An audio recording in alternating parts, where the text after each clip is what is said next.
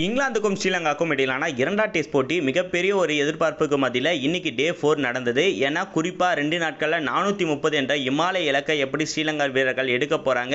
ஒரு கட்டத்தில் இங்கிலாந்து வீரர்கள் மிக சிறப்பாக செயல்பட்டு டே தொடங்கும் போதே இந்த போட்டியை முடிக்கிறதுக்கான வாய்ப்புகள் இருந்திருக்கும்ன்ற மாதிரி பார்க்கப்பட்டது.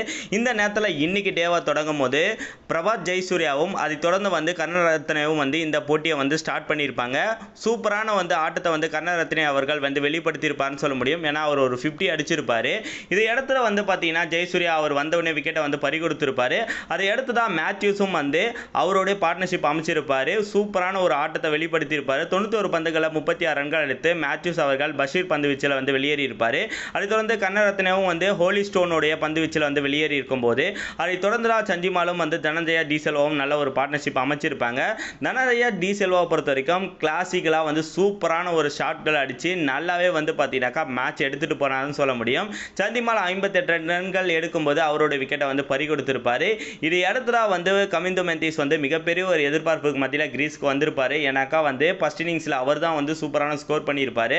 இந்த டெஸ்ட் சீரீஸ்ல ஆகட்டும் அதுக்கு முந்தைய போட்டிகளிலும் மிக சிறப்பான ஆட்டத்தை வெளிப்படுத்திய கமிந்து மெந்திஸை பொறுத்த வரைக்கும் 4 ரன்களை வெளியேற்றி மிகப்பெரிய ஒரு ஏமாற்றத்தை கொடுத்திருப்பாருன்னு சொல்ல முடியும். அது அடுத்ததா பார்த்தீங்கன்னா மில்லன் ரத்நாயகே நல்ல ஒரு பார்ட்னர்ஷிப் கொடுத்திருப்பாரு. தனஞ்சயா டி செல்வாவோட 43 ரன்கள் அவர் வெளியேறி இருக்கும்போது தனஞ்சயா டி செல்வாவும் 50 ரன்கள் வெளியேறி இருக்கும்போது இந்த போட்டியோட கடைசி கட்டத்துக்கு ஸ்ரீலங்கன் வீரர்கள் வந்துட்டாங்கன்னு சொல்ல முடியும். லஷிரு குமாரா 10 ரன்கள் வெளியேறி இருப்பாரு. அதை தொடர்ந்து இந்த மேட்ச் 190 ரன்கள் வித்தியாசத்தில் இங்கிலாந்து அபாரமான வெற்றியை பதிவு பண்ணியிருப்பாங்க.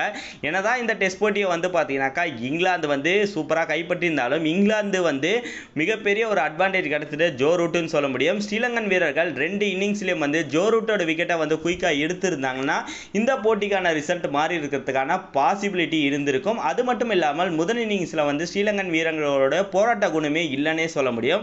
ரெண்டாவது இன்னிங்ஸ்ல 292 ரன்கள் அடிக்கும் போது இவ்வளோ பார்த்தீங்கன்னா டே 4ல நல்லாவே கஷ்டப்பட்டு பேட்ஸ்மேன்கள் விளையாடி இருப்பாங்க. ஆனால் ஃபர்ஸ்ட் இன்னிங்ஸ்ல அதை தவறு விட்ட காரணமும் ஜோ ரூட் 2 இன்னிங்ஸ்லும் செஞ்சுரி அடிச்சிருப்பாரு.